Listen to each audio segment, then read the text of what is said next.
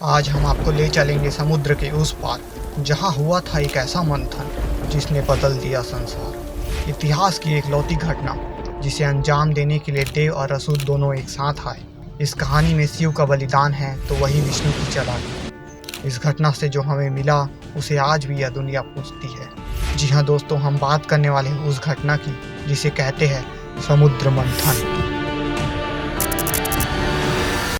इंद्र के दुर्व्यवहार के कारण दुर्वासा ऋषि ने देवों को श्राप दिया, जिसके चलते सभी देवों की शक्तियां कमजोर पड़ गई और इस बात का फायदा उठाकर असुरों ने देवताओं पर हमला कर दिया और स्वर्ग पर कब्जा कर लिया। तब सभी देव विष्णु के पास पहुंचे। विष्णु ने समुद्र मंथन का सलाह दिया, जिससे निकलेगा अमृत जो देवताओं को सदैव के लिए अमर बना देगा। पर यह समुद्र मंथन आसान नहीं था, केवल देवता इसे नहीं कर पाते।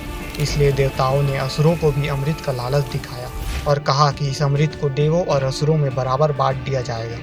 इसके उपरांत असुर भी मंथन के लिए मान गए। मंथन के लिए मंद्रा पर्वत को चुना गया और वासुकी नाग इस मंथन की रस्सी बनी। पर पर्वत को समुद्र में टिकाना आसान नहीं था, इसलिए विष्णु ने कूर्म यानी कि एक कछुए का अवतार लिया और मंद्रा पर्वत को अपने ऊपर स्थिर किया। फिर चालू हुई सदियों तक याद की जाने वाली गाथा, समुद्र मंथन।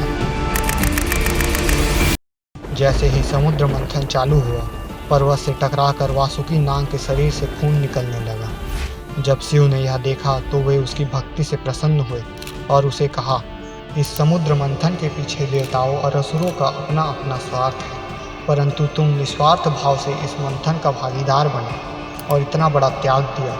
इसलिए मैं तुम्हें वरदान देता हूँ कि तुम मेरे गले के आभूषण बनकर सदैव मेरे साथ रहोगे।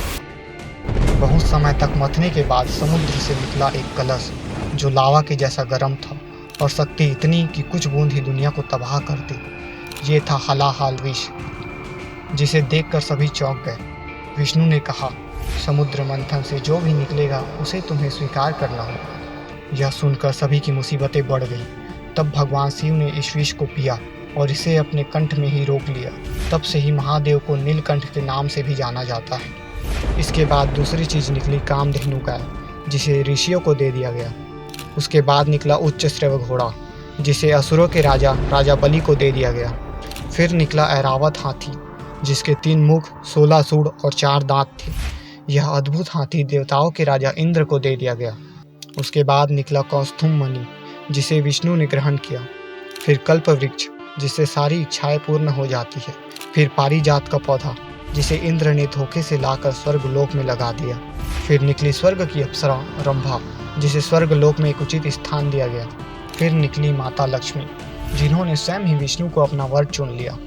अब तक जितनी भी चीजें निकली उनमें से लगभग चीजें देवताओं को दे दी गई, जिससे असुर क्रोधित थे। इसलिए जो अगली चीज निकली यानी कि वारुणी देवी, जिसे हम मंदिरा के नाम से भी जानते हैं, उसे असुरों को दे दिया गया। उसके बाद निकली चंद्रमा, जिसे शिव ने मांग लिया और सभी देवों और असुरों ने उन्हें खुशी खुशी यह दे दिया, क्योंकि महादेव ने विष पीकर उन्हें बहुत बड़े संकट से बचाया था। समुद्र मंथन को अब 1000 वर्ष बीत चुके थे। सभी देव और असुर अपना संयम खो रहे थे। तभी मंथन से निकले धन्वंतरी देव, जिन्हें आयुर्वेद का देव भी कहा जाता है, जिनके हाथों में थी चमकीली कलश जिसमें दूध जैसा कुछ दिख रहा था। यही था अमृत। लेकिन जैसे ही अमृत निकला, असुर उस पर झपट पड़े और आपस में ही लड़ने लगे। तब विष्णु ने खेल रचा और अपने आप को सुंदर अप्सरा मोहिनी में बदल लिया। उनका सुंदर रूप देखकर असुरों का मन डोल गया।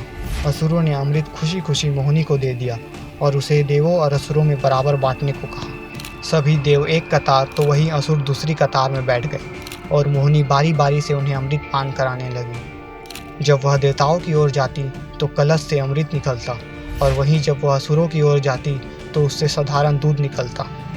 पर विष्णु के इस छल को स्वरभानु नामक राक्षस ने पहचान लिया और अमृत पान करने के लिए देवताओं की लाइन में आकर बैठ गया और अमृत पी लिया। पर अंत में देवताओं की जीत हुई, क्योंकि उन्होंने अमृत पी लिया था। पर स्वरभानु के व्यवहार से विष्णु बहुत क्रोधित हुए और स्वरभानु का सिर उसके धड़ से अलग कर दिया। उस दिन 2 ग्रहों का जन्म हुआ। स्वरभानु का सर बना राहु और उसका धड़ बना केतु। तो दोस्तों, आज की कहानी में बस इतना ही। समुद्र मंथन की कथा हमें सिखाती है कि जीवन भी एक मंथन है, जिसमें कभी विष तो कभी अमृत निकलता है। पर हमें कभी भी हार नहीं माननी चाहिए और जीवन रूपी इस मंथन को मंथते रहना चाहिए।